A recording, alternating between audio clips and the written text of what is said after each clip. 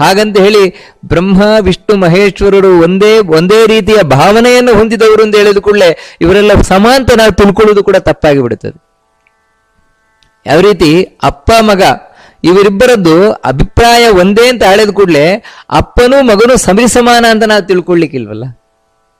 ಅಪ್ಪ ದೊಡ್ಡವರು, ಮಗ ಸಣ್ಣವನು. ಗಂಡ ಹೆಂಡತಿ ಇಬ್ರು ಒಂದೇ ಅಂತ ಹೇಳಿದ ಕೂಡಲೇ ಗಂಡ ಹೆಂಡತಿ ಇಬ್ರು ಸರಿಸಮಾನರು ಅಂತ ಹೇಳಲಿಕ್ಕಿಲ್ವಲ್ಲ. ಗಂಡ ಹೆಚ್ಚಿನವನು, ಹೆಂಡತಿ ಕಡಿಮೆಯವಳು.